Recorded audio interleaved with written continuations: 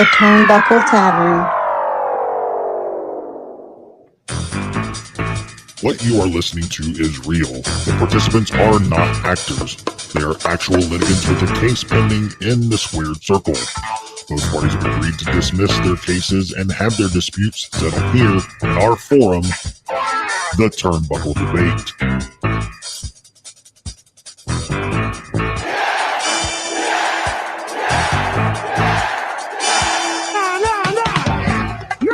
No!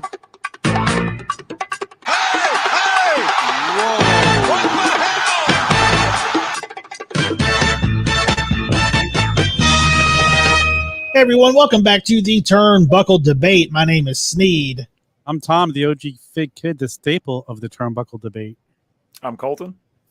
And our guest joining us for the first time, Billy Peck from the NWO podcast. Man, we've been in the Major Wrestling Figure Group together for a very long time. And just before we went on, I was saying that it's nice to put a face and a voice to the name that we see all the time. But man, it's great to have you on. Can you tell everybody a little bit about the MWO?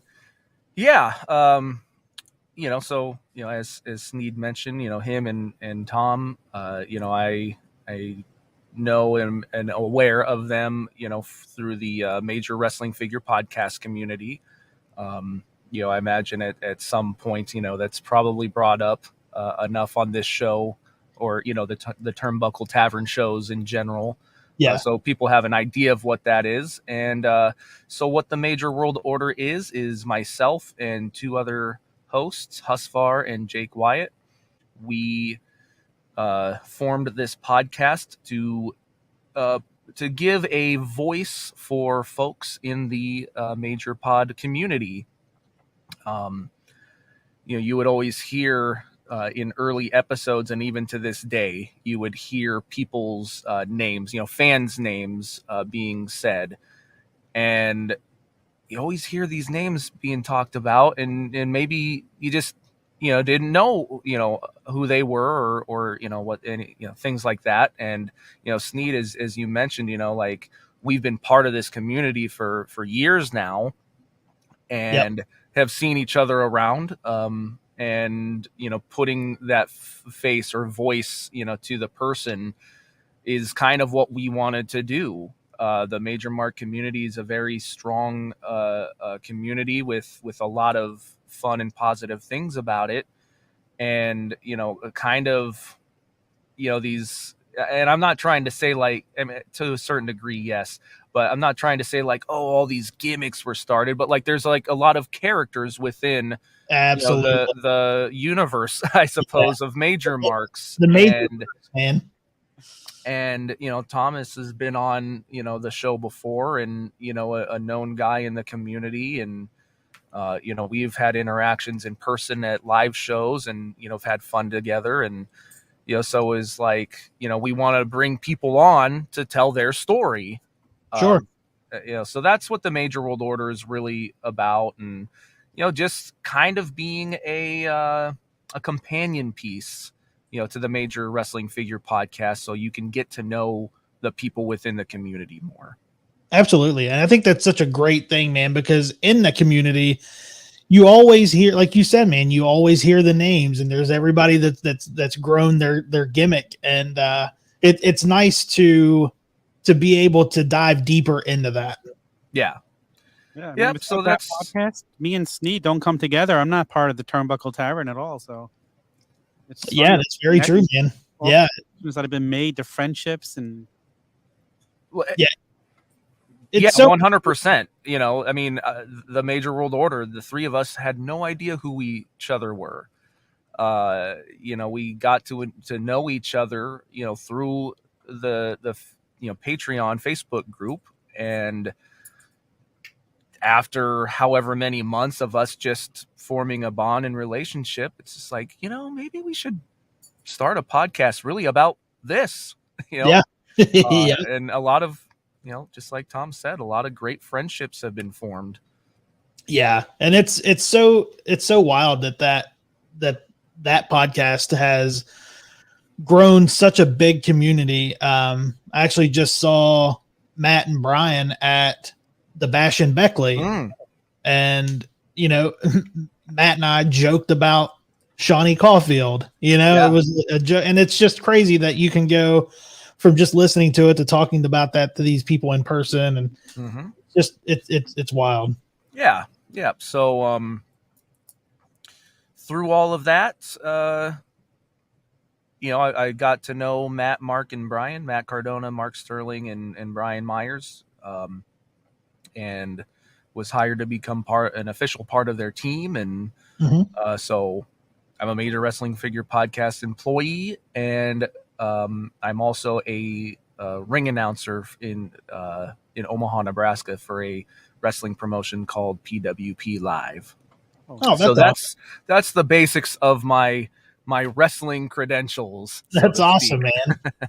Well, we could go a lot deeper, man, and we may have to have you on again to go a little deeper than that. We gotta get you out to West Virginia, man, for one of Gary's shows. They do seem like a very fun time. I actually just watched the new vlog that the Major Wrestling Figure Podcast put out, and it's one of my duties is to take clips and put them on social media, and I just took a clip off of there and put it on social media recently. So the show that you were at is currently the thing that's being heavily promoted. Absolutely, man. Well, man, we have some topics to debate. We're all wrestling fans, so we have 3 new debate topics. What we'll do, we go usually 10, 15 minutes per topic, let everybody get their shit in. And if you guys are ready, we can get right into the first topic. Let's go. Ready? All right, let's do it. First topic of the evening. What can save the AEW women's division? Okay, I'll start. I've been thinking about this one because the talent is there. Just the division is much stronger than it's been, say, just a year ago, even, right? Right. They need to start booking stories better. Like, we have the whole Outcast story that seems like it could have been fun. It just seemed like week after week it was step and repeat and nothing changed. Like, it wasn't moving forward. They need to start having these stories that have backgrounds. They need to develop them. They need to go further. They need to dive into the women. They need to give them stories. Everybody needs stories. Like, they had something in there with the Outcasts. I just feel like it's fell flat. We saw Jade just recently lose the TNT title, or TBS title. Hopefully she gets a big push for the women's title now. There's a lot of booking that can be done, but just stories. Just give them stories. Develop the characters more. But the women are just as interesting as the men. Give us reason to watch. Yeah, man, I agree. I think story is the key to that. Because with them, you get, and because Jade is an absolute bona fide star. And I really do believe that there's a lot more in store for her, but there has to be story. And with the Outcast, and it has to be, which we joke a lot about it on the flagship show, but there has to be more than just a match. You spray paint, run in. There has to be more than that. You got to shoot angles, whether it's taking a minute to do something backstage, it's taking, a couple of minutes during a match to shoot an angle. Angles and story is going to be the absolute key to making this division work. Yeah, in my opinion, I definitely agree with what you guys say on story, but for me, I think it's time, and in 2 facets. So given more than 1 match a week on a 2-hour show is a big step in the right direction of developing story. Yeah. So now with having Collision and another 2 hours every week, that's more time for us to see more of the women's division. And then time in the respect of just the fact that the division's super young, man. The promotion as a whole is just now reaching its 4th birthday. How long was WWE around before their women's division started getting any traction? We're decades. Yeah. So, it's right. I'm trying to be patient. Because I agree, man. It's for the talent that's on the roster, it leaves a lot to be desired. And, especially with, I think they are moving in the right direction with Statlander coming back from injury, with Jade dropping the TBS title, and I mean, I'm sure on her return she's got to be coming for the women's title. And then also, you know, with Athena doing what she's been doing in Ring of Honor. If you haven't seen what she's been doing there, dude, it's been some of the best work in women's wrestling of any promotion. It's been incredible. I love what she's been doing, and I think she's bound to be coming back to AEW main programming because, frankly, just the audience is not necessarily there, and it's almost embarrassing to say that sometimes there's more story development in the women's division in Ring of Honor when they historically don't do a lot of story development because it's 2 hours of just match after match after match. But they've been building a pretty good mini program there with her and Kiera Hogan. There's been a lot of back and forth over the last couple months. So yeah, I think time will, both TV time and also just the time of this promotion continuing to get a few more years under its belt. I'm hoping a year from now, 2 years from now, this division is a lot more developed just because they've had times to try out storylines, see what works, throw spaghetti at the wall, see what sticks. I think that in the next few years, I think that time is going to be the women's division's best friend. And, you know, just to piggyback off of what you said, whenever Ring of Honor has a pay-per-view since Tony took over, I feel like they give their women's matches more time than what AEW does because they're always banger matches on the pay-per-view cards, and they're not rushed. They feel like they're given time. And just like you said, it's what they need to start doing in AEW as well. Yeah, 100%. Yeah, I agree with a lot of what you guys are saying. Yeah, and it's funny. I guess it doesn't really open it up for a whole lot of debate. I think, you know, again, like you guys have all said, the talent is there. But, you know, the promotion hasn't been around forever. And I think, you know, one of the things that I think was kind of hurting them for a bit was maybe a lack of direction was producing some sloppiness. Yeah. You know, and admittedly, I don't get to watch as much as I would like just because of a very busy schedule myself. But, you know, Colton, you mentioning that, you know, Athena is doing some of the best work, you know, out of just about anyone, you know, that's good.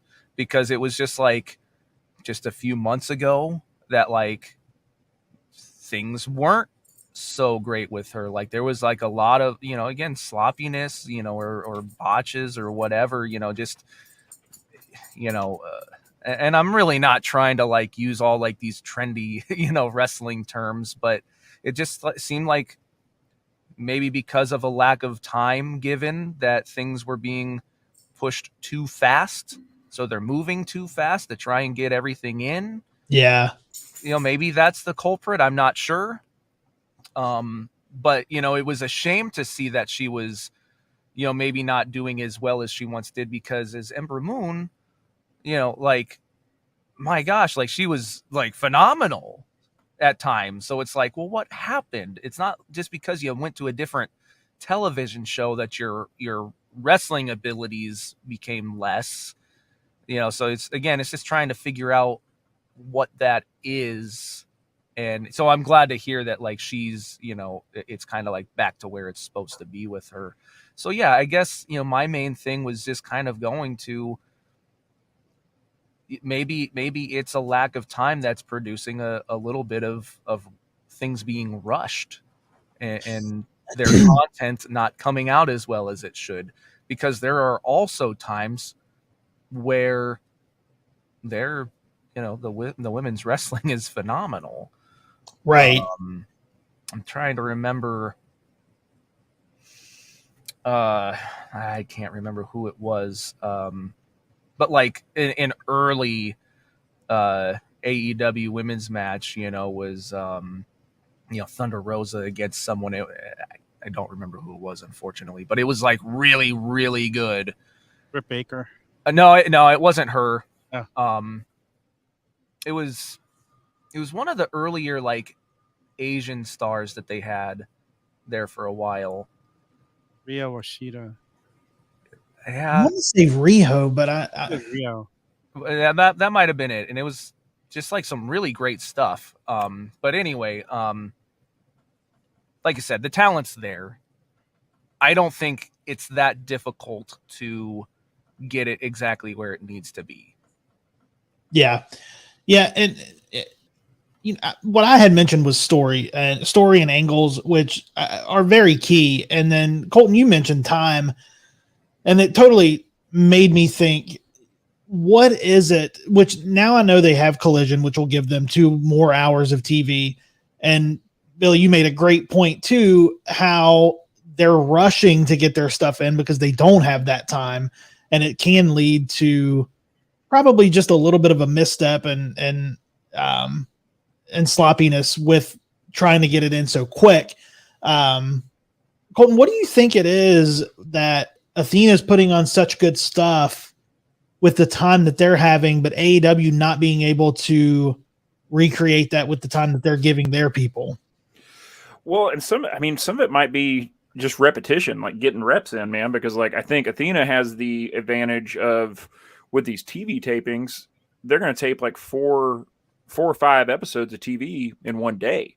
So she's getting in 4 or 5 matches, or 5, 6, and 2 or 3 backstage segments all at once. So I think that might be helpful.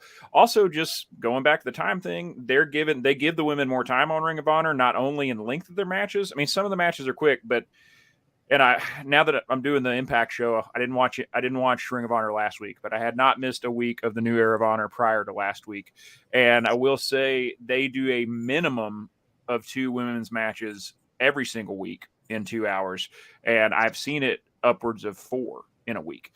So they just make more time for it. And I mean, it's easier to do when you don't have any ad breaks, because you are running it on your own platform and you don't have to sell ad space. You can pack 13 matches into 2 hours, which is mind-boggling to think about. My head's usually spinning by the end. Like, if I didn't take notes, I would not remember everything that happened. There's no way you could, man. 13 matches in 2 hours, there's no way you're going to remember that. They did 19 matches in that 3-hour show they did. It was a fucking marathon, man. It was all good, but like I was wore out by the end of it. But yeah, I mean, they make the time for them, man. And I mean, I think, and I don't know if it's, Jerry Lynn or somebody else who's, helping out backstage at Ring of Honor, but it kind of seems like they're just letting Athena run with it and do what she wants to do, and that they're not overbooking her. Because, like, Billy, you brought up a good point. She was fantastic as Ember Moon in NXT and WWE.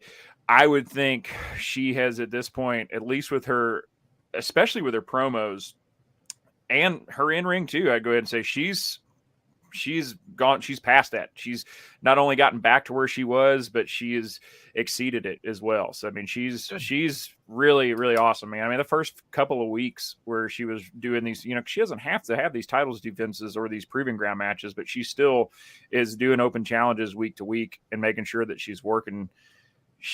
Her style is like so stiff that like the first few weeks it would make me cringe to watch some of the spots in the match, that I thought that she's actually hurting her opponents. And it's like, that's a level of talent when you make it look like that and you're not actually hurting anybody. Yeah, she's I think it all just kind of comes down to time, in the sense of TV time, and repetition. Like you said, Billy, if they're having to rush and not being able to get their shit in, they're getting a 3.5 to 4.5 minute match every week. That's not a lot of repetition. And that's one of the number one complaints I hear from people with AEW's women division, is that the pacing and the timing is off. And if you're trying to cram, everything you've been working on in practice for the last couple of weeks into 3.5 minutes, yeah, you're damn right it's going to be off. Yeah. I'll say this. First of all, Ember Moon in NXT was out of this world. When she got to the main roster, she kind of fell flat. And this leads me to my next point. And that's because when you don't have your promoters pushing you behind you, like maybe you don't put in as much effort. Maybe she didn't feel the support she felt in NXT when she got to the main roster. Maybe Tony Khan needs to round up his women and say, hey, listen, like, let's really, like, we have the talent. We know we have the talent, but I'm going to put a new focus on you. We're going to start giving you more time. Maybe this is crazy, but maybe they should take Rampage and make it an hour's worth of women's wrestling. And maybe if not every week, do it once a month. Do a special women's episode once a month to start giving them some more time. Let's like show them support from the back. And I think that helps boost everybody. I want to hear more promos. Like I want to hear more. Matches are great, but I think I want to hear in-ring promos too. I don't want to do like a promo with Shivani and Britt Baker. It seems so uniformed when you get Shivani with Britt Baker, and then you get the Outcast, and it seems like it's a formula that is played over and over and over. And I want to see more of kind of taking the reins off of them and letting them go and cut those promos and cut their teeth in the ring and promo wise and build some story. Yeah. Another thing too, Sneed, you just got me thinking when you said that, like when they have Danielson sit in with the commentary team, start having a woman sit in a commentary team during the other women's matches, start an angle that way. Like, let somebody just make a comment on commentary, and then the person takes offense to it and comes after. Like, there's just such little things you could do to build stories, and I'd love to see them like take advantage of. Like you said, just like the backstage promos, in-ring promos are even more important. Start putting women on commentary as well to watch matches. So. I agree. Does anybody have any final thoughts before we move on to our next topic? All right. Sweet. We'll move on to the next topic of the evening.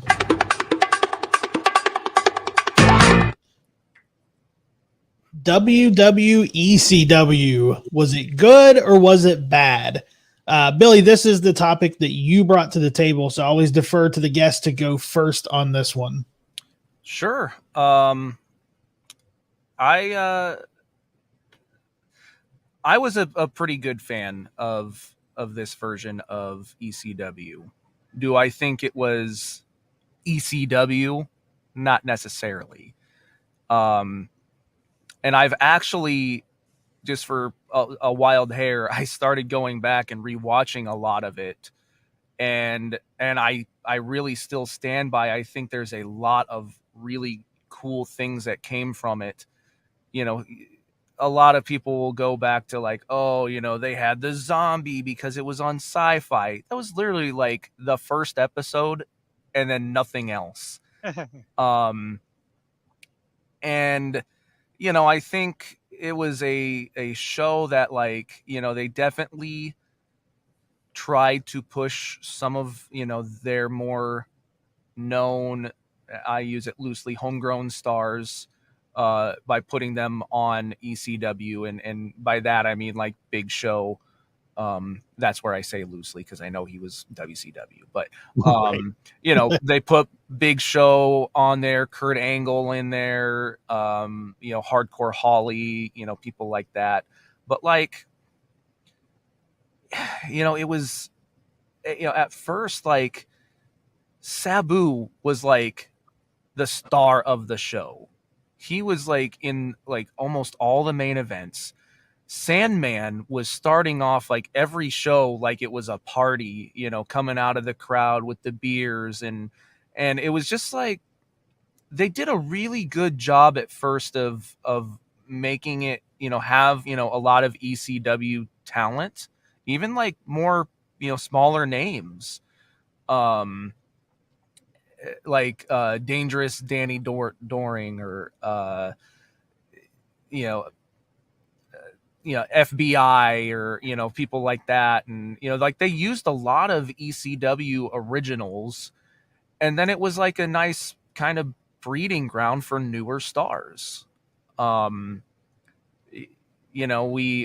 obviously a lot of reason why we obviously are connected is because of Zack Ryder and Kurt Hawkins. They debuted there as the Major Brothers, and Zack Ryder had a pretty decent career in ECW there, with the woo woo woo guy and all of that.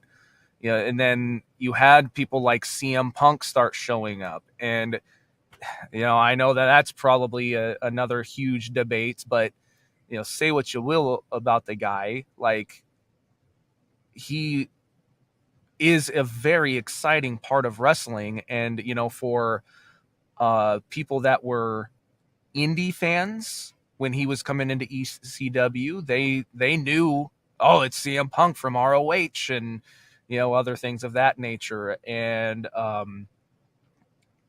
so that was a cool big deal. You would later start to get the debuts of people like Kofi Kingston or Sheamus. And I feel like it gets a lot more flack than it deserves. Like, not that everything was great there, but there's a lot of good there, I think. I agree. I think there was a lot. Thinking back to it, one of my favorite things though was the Big Show Ric Flair ladder match. That was one of my highlights. But no, CM Punk in WWE started there. Like, if they don't have WWECW, does CM Punk ever get a shot in WWE? Like, we don't know. Like, probably not. No, there's a good chance he doesn't. He got to show off what he could do there. And like you said, there was a lot of fun things there. Like you said, it wasn't ECW. But going back, I kind of wish they'd do a documentary series on it like they're doing for Ruthless Aggression, to go back and watch it and hear like Paul Heyman talk about what was going on through there. I think it would be fun to hear the people's stories, knowing it was like Paul Heyman was actually running that show for a bit, more so than having Vince interfere. And man, it wasn't the best, no, but like I said, going back, I don't think it was as bad as people thought it out to be. Yeah, I wasn't the biggest fan of it, man. Not really at all much. Now, I had gone to Chad and I, who's normally here. Chad and I went to One Night Stand when RVD beat Cena for the title. Probably what that alone was, I would say, top 3 wrestling events, maybe number 1 that I've ever attended live. Wow. Just that crowd. If Cena wins, we riot. Cena throwing his shirt to the crowd and the crowd throwing it back to him. I mean, it was an absolute, that whole night was wild. And ECW was always something that I had a friend growing up who had the illegal cable box where we could get all of the pay-per-views, and sometimes we would get ECW late at night on TV here where you could watch things that were going on. And that was at the height of my childhood fandom. So that ECW held a real big piece of my wrestling fandom heart when I was growing up. And, I was super excited. And I believe it started in 2006 is when WWECW came about. And when that started, I was very excited, man. And I watched a lot of it. And Tom, you said, it's not ECW. And I think for me, that's why I wasn't such a big fan, is because it wasn't ECW and they had the name ECW. And it was nice to see Sandman on there. It was nice to see those guys. But later on, as it went further on with storyline, when they changed the belt, to the black and silver, and it said World Wrestling Entertainment, ECW on it. And then you had your story where McMahon was your champion for however long he was the champion. It was a thing where he would go and kind of put the title in the talent's face and kind of like, it just seemed like he was almost making fun of ECW's downfall, and that he now could control it, and he had all the control enough to make himself champion, and putting that belt in their face. I was out at that point, man, with the whole Lashley storyline, and I was out at that point. So I was never the biggest fan of it, but that soured me a lot on it. Yeah, so I'll preface my take on it with that I've not seen much at WWECW. Billy, Tom and Sneed are familiar. Chad and I, who's usually here, we both took a break from wrestling around the same time. And this between 2006 and 2007 is kind of when I started not keeping up with Wrestling Weekly. And right. So I missed I missed this live, and I've gone back, excuse me, and seen some of it on the network, but not a ton of it. And honestly, I'm excited to hear what you guys had to say, because you've kind of won me over into going back and maybe revisiting some of it to see the good that's there. Because like my initial take as a fan of the original ECW is I don't want anything to touch. I don't want to touch ECW presented by WWE with a 10-foot pole. Yeah. like I can't think of anything less ECW than Vince McMahon presents ECW. Yeah. Just looking at it surface level without having to see, actually watching any of it. And I don't disagree with that. So, and I mean, it's like, the old saying is like, is it better to burn out or fade away? And it's like, is it better to have ECW go out on its own terms, or have it go out with Vince McMahon resurrecting it, making himself champion and rubbing everybody's fucking face in it? Because it's a very Vince McMahon thing to do, is to make fun of its downfall and try to capitalize off that at the same time. But like I said, you guys have mentioned some stuff in there that, it's obviously there's some gems, and it's good to know that it wasn't all just, total shit, that there was some good stuff there. The fact that that's where, Punk made his debut, talent like Kofi Kingston getting there. I need to go back and watch some of those moments. Also, yeah, I mean, Sneed, you said it, like John Cena in ECW in any way, shape, or form is a major turnoff for me. Yeah, man. Well, And for me too, man, like I'm basing my answer on this from how I felt when it was happening. Sure. And I'm definitely not opposed to going back, because there were gems, CM Punk showing up. That is a gem. Zack Ryder getting his popularity there with the woo woo woo and all that. Like, there are gems that are there. It was just my initial, when I was watching it on Sci-Fi, and I'm reminiscing about the days of the ECW arena and the old promos that Bubba Ray Dudley's cutting, and just, you got New Jack and all these people that you don't have in WWECW. So that, for me, I was out on it as a fan then, but I'm definitely not opposed to going back and watching the good things that came of it, the debut, seeing the beginnings of CM Punk in WWE, the beginnings of Kofi Kingston in WWE. Like, those are big things, and maybe without WWECW, we don't have that happen. So again, not opposed to it, but as far as my answer, it was how I was feeling as a fan at that time. It's funny when you started talking about the whole McMahon thing, Sneed. All I'm thinking is, oh my god, that was terrible. Like, I'm instantly going back to, oh man, WWECW was terrible.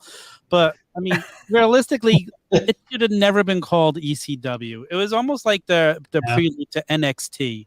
Mm-hmm. Like it's, if we look at it more that way, maybe even back then, if it didn't have that name, we would have accepted it better. But the thing that gets tiresome for me is WWE trying to make more brands out of than what they need. And it's the same thing. They still have NXT, which is great for a developmental. And I'm not knocking that, because that's on the network. It's on USA. And there are people who love it. But it's just, I kind of get tired every time I hear there's another brand or something to have to watch. And it's like, why? It's the same thing with WWE WCW. Like, that was another failure. It's like they never seemed to do it right until Triple H was given NXT and actually turned it into something. So, like, yeah, I would love to go back and watch some of it now that we've talked about it again, and just see, is it as bad as we remember it? Is it better than we remember? Because, I think it's a little better than what we give it credit for. But I'm kind of curious. I really need to think. I'm really thinking, Colton, shot of nostalgia. WWE ECW. There you go. And I think this is tough for a lot of people like us. Sneed, you're talking, well, I know what ECW was. Right.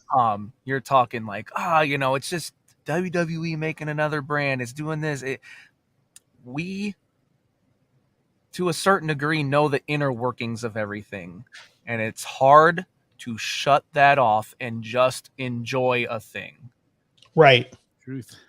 No, it was not exactly like ECW was, but there was actually some okay stuff with it too. Like, right. as far as like the ECW type thing went, and going back and watching it, and remembering like, oh, this is actually, and sorry to bring it up, but this is where the Benoit stuff came from. But before that, man, all these headshots with the chairs, I'm just like, oh Jesus, like rewatching that, and it kind of triggering like, oh right, this was all what led to other things. There was some stuff, and it wasn't everything, but there was some stuff that was a little brutal. There's a and who knows, like, who would have thought that this was a match that you wanted to see, but like Hardcore Holly against RVD is a really cool match, and they show this clip for like weeks after. Holly like does a suplex to RVD from like outside of the ring onto a table. Is that what ripped the side? Yeah, and the I don't know, the band that goes around the table like sliced Hardcore Holly's back open. Like, yeah, really good. Very good. That was a very brutal cut that he had. Yeah. And now, of course, that wasn't a planned thing, but if that's not an ECW type thing to happen, sure, and I think the reason why that kind of thing was allowed to happen was because it's, it wasn't WWE specific, they were like allowing some of that kind of stuff to bleed into the programming. And for like the more like new school type stuff, like there was weeks worth of like Punk versus John Morrison for that ECW title. And like those matches are just phenomenal. Right. There's a lot of that kind of stuff that happens within that version of ECW. And that's why I feel like, man, there's a lot of really strong stuff happening. I mean, Christian Cage, ended up showing up there later, and that was, the big platinum ECW title that came later. But like, it was also that place where Christian wasn't going to be getting pushed as a top star on regular WWE programming by himself, but he sure was in ECW, and there's really good stuff out of that too. Yeah. And that's, I'm definitely, at the time when I was watching it, I was probably, 20, 21 years old, coming out of watching the original ECW when I was 13, 14 years old. And I'm seeing, there's those chair shots. It's brutal. You're seeing violence. You're seeing Francine in a thong. You're seeing, and they had all that stuff too with the Extreme Expose. Yeah. Really also a little odd at times, but they were pushing some boundaries. Isn't that where Kelly got her start? Yeah. And when I was watching it at the beginning, I was into it, and I wasn't as smartened up to the business then either. Being only 20 years old, I was still watching it just as a fan too, and it just watching the not having the extreme violence and just seeing it get watered down as a fan, to me, like, I wasn't watching it for those building the new stars at the time. I was still in my teenage, give me the blood and guts era. And then, but now thinking about it, like hearing you talk about all the matches and all the people that got starts and got time, and I'd love to rewatch the Christian Cage and rewatch all of the Punk stuff and the Morrison, and watch them get their starts and probably have some really good stuff there. It was just at that time, the young angst in me wanted to see that violence, man. Yeah. And the thing that I find funny too, and as I'm listening to you tell the story of being at that one night stand, which was the second one, right? Correct. So the first one was very ECW. Oh, absolutely. Yeah. The second one is WWECW. Yeah. Yep. You know, It was like the you said, you know, John Cena headlining it, and I mean, it's riddled with WWE people. But the feel of it being right.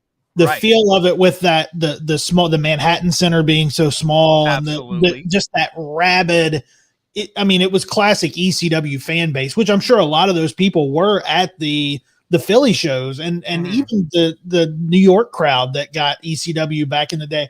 That whole crowd was not a WWE crowd. That was an absolute ECW crowd with a lot of WWE people on the card.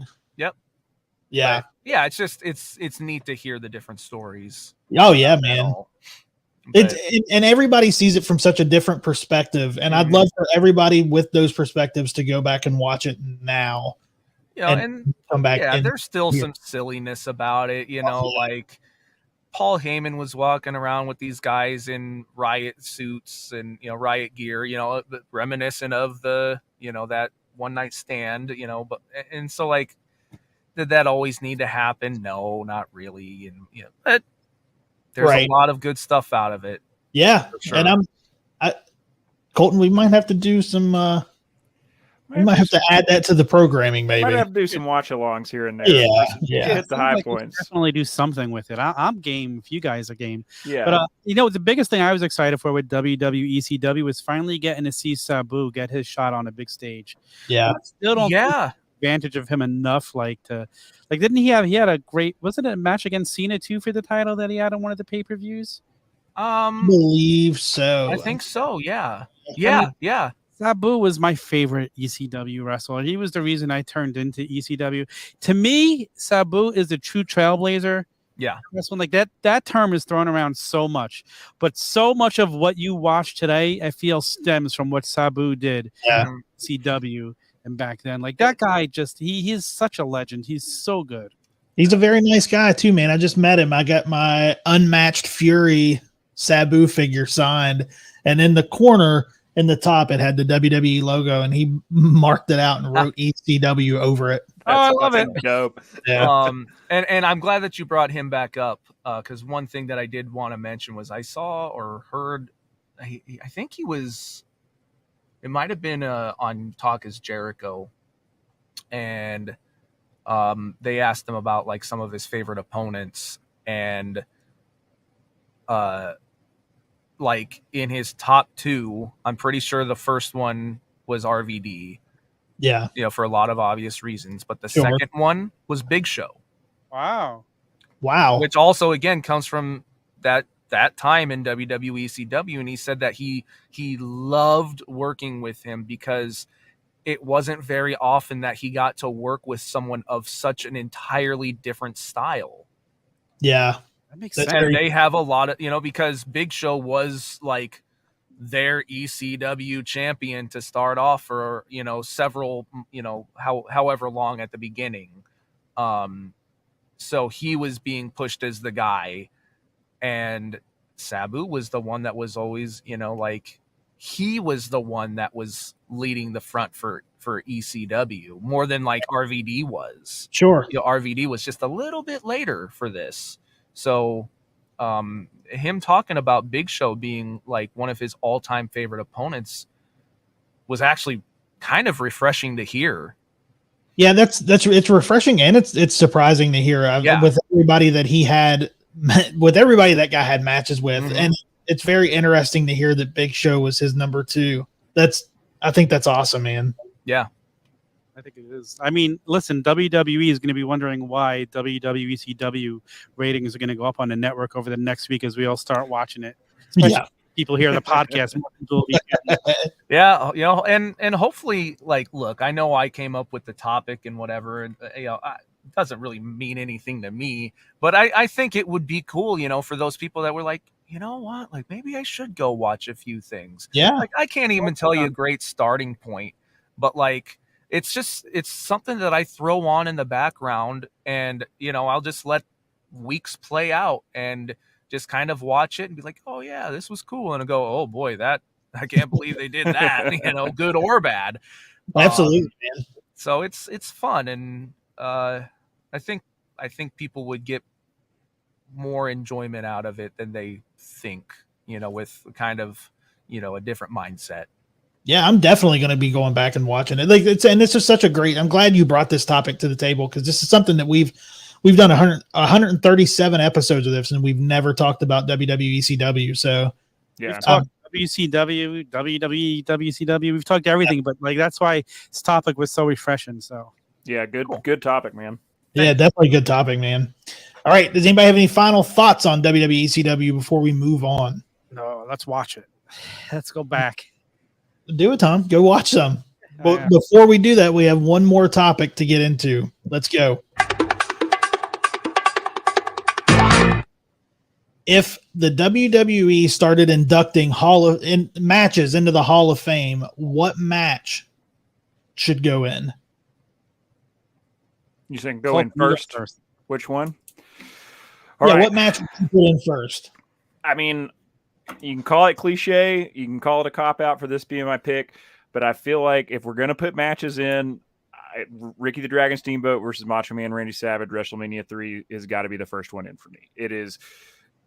I watch that match usually at least once a year. It is a fantastic wrestling match from top to bottom. I know it's just kind of commonly agreed by a lot of fans as being one of the best matches of all time. Then, I think it's a great match to introduce people to wrestling too, who are unfamiliar with it. That's always been one of my favorite things about it, just for pacing and story. And yeah, I think if we're going to start putting matches, that's got to be number one for me. I created a list in my head trying to think of what matches would it be, and I came up with 3, and of course that was one of them.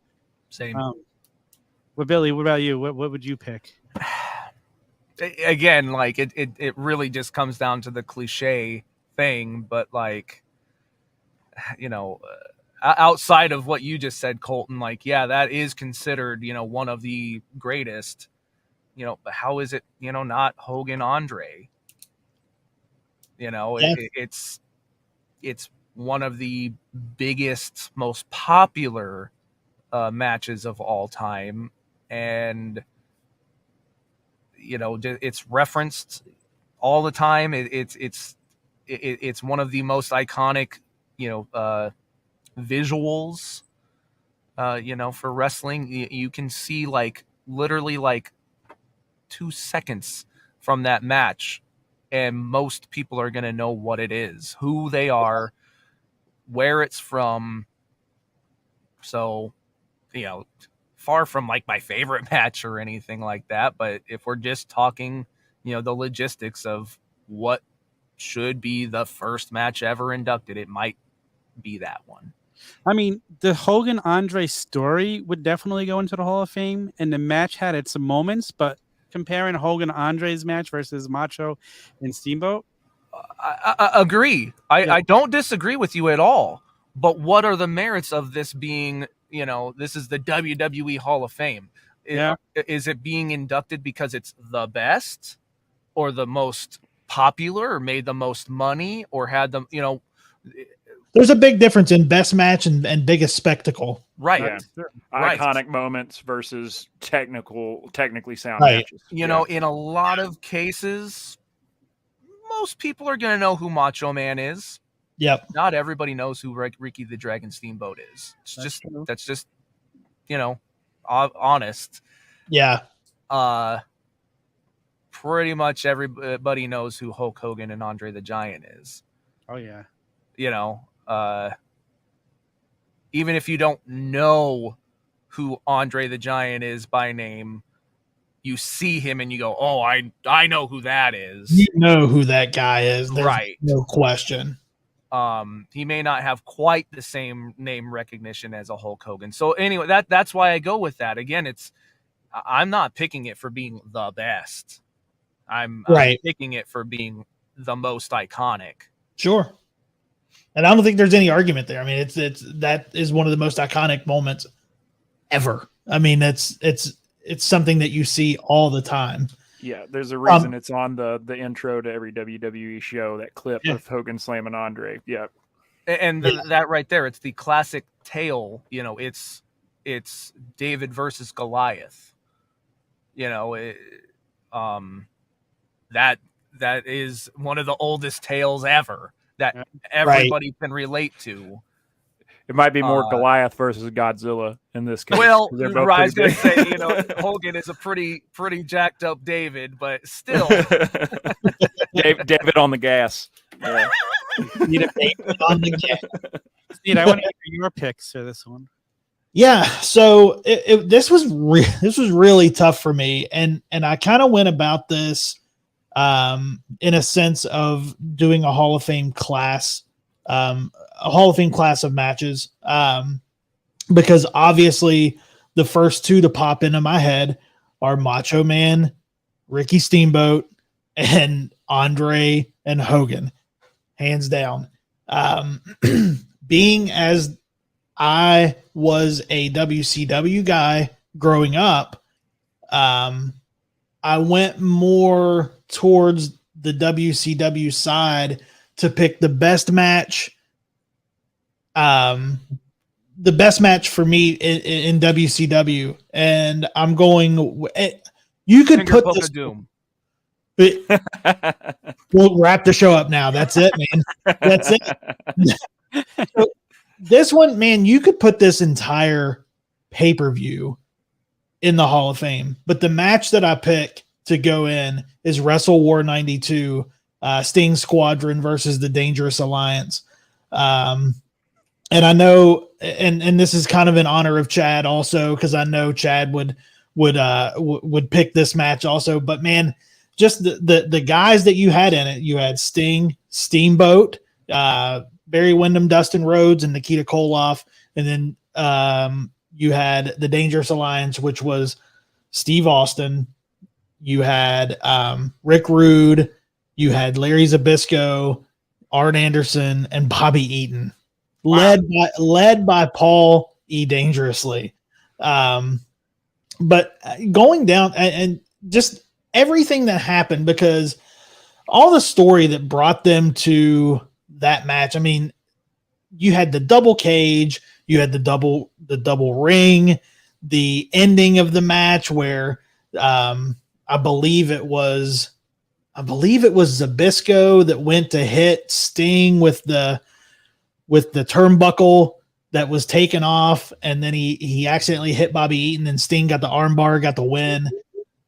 That match was just brutal. There was blood. It was one of it's my favorite match probably of all time. But as far as WCW, if I'm going to induct a WCW match, I think that's the first WCW match that needs to go into the Hall of Fame. Wow. It's Okay. very outside the box, and I like it. Yeah, strong pick. You made me want to go back and watch it now, Sneed. That whole pay-per-view, man. So let's go through the card. So we had Diamond Dallas Page and Thomas Rich versus Bob Cook and Firebreaker Chip. Then you had the Freebirds against Terry Taylor and Greg Valentine. Johnny B. Bad versus Tracy Smothers. Scotty Flamingo versus Bagwell. Ron Simmons versus Mr. Hughes. Super Invader versus Todd Champion. Big Josh versus Ricky Morton. Pillman versus Tom Zink. Steiner Brothers versus Iizuka and Tatsumi Fujinami for the IWGP. Wow. So that whole card, man, but that match, absolutely love it. So now I got to mine. I came prepared. I came with 3 because I figured somebody was going to pick Macho and Steamboat. Now the 2 others are a major toss-up for me, because the one, I got the ladder match from WrestleMania 10, Shawn Michaels versus Razor Ramon. To me, every other match. What'd you say? First match I ever saw. Oh, the first match you ever saw. I Man. thought you And that's awesome. Yeah, that's a hell of a What a way hook. to kick it off. Every ladder match I've watched since then, I try to compare to that one. And we've seen great ladder matches, but that ladder match will always hold that special place, like in my heart. Like, it was just so amazing sitting there watching a ladder match for the first time. Like, it was just like, it's still unbelievable. I go back and I watch that about once a year too. And the other one I'm thinking of is, how do you not put in Mankind versus The Undertaker in Hell in a Cell? Yeah. Yeah.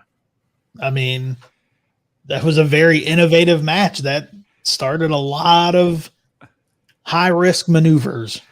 Tom, I love that you said Razor versus Shawn at WrestleMania 10 because that was my second pick if somebody went first and took Macho versus Steamboat.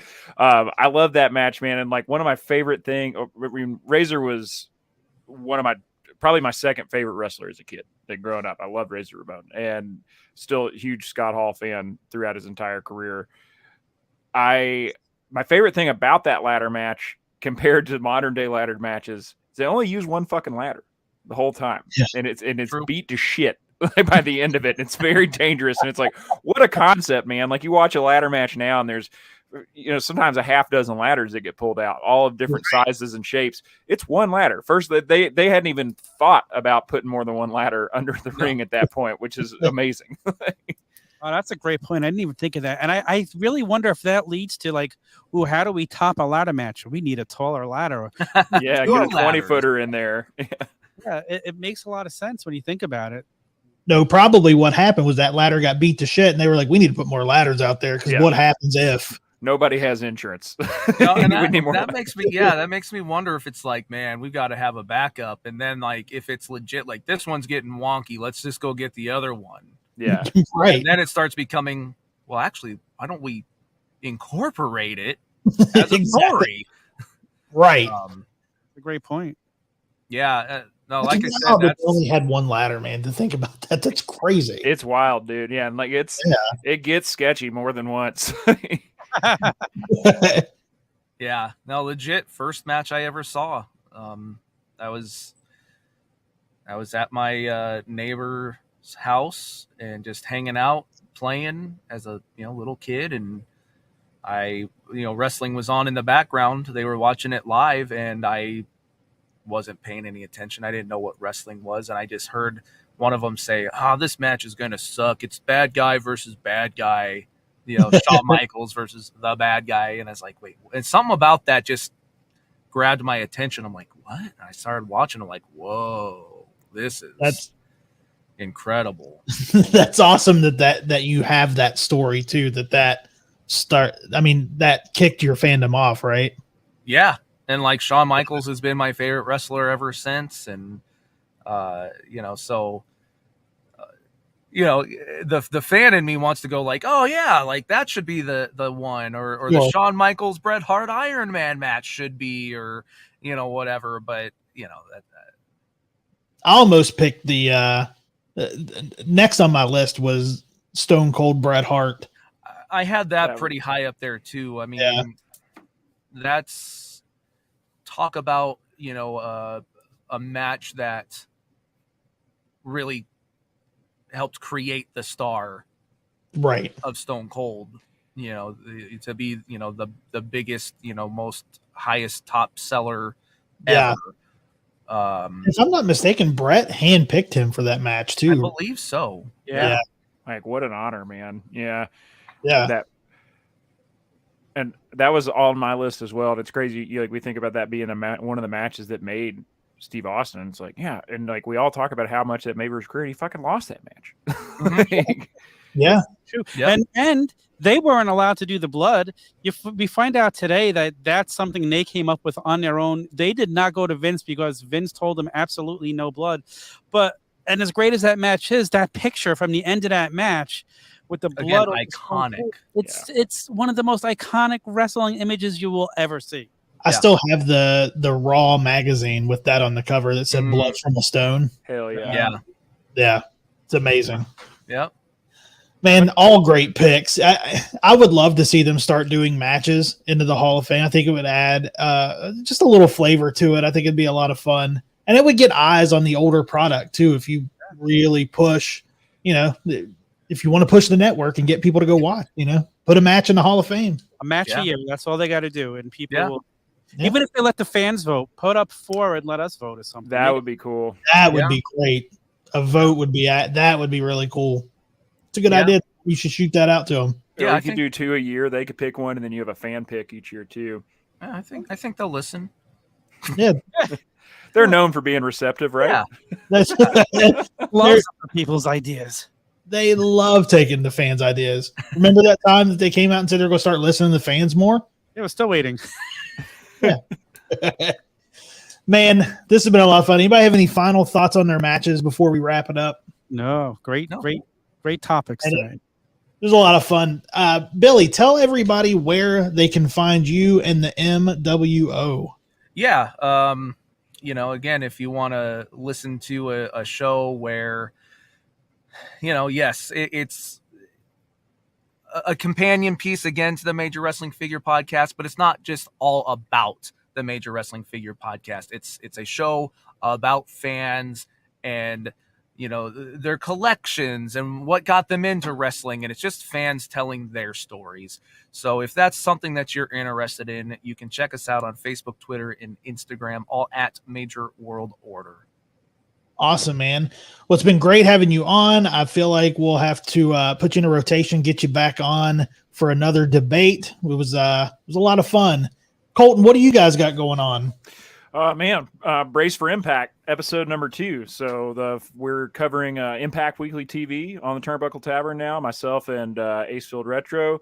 Nice. We're going at 10:10 p.m., so just after it goes off the air on Thursdays on the Turnbuckle Tavern YouTube channel. And then for those of you that like it in your earbuds instead of on your eyeballs, we got it on the audio drop on the Turnbuckle Tavern on Apple, Spotify on Fridays. So yeah, really excited to be doing the show, man. I mean, Ace and I had a blast doing Honor Society and covering Ring of Honor, but I have a full disclosure. I'm a bigger Impact fan. There's a little bit more story development and a little more meat on the bone to talk about each week. So, and we've been getting feedback from fans saying they want Impact Wrestling representation here at the Tavern. So I'm real proud to be a part of bringing it to them.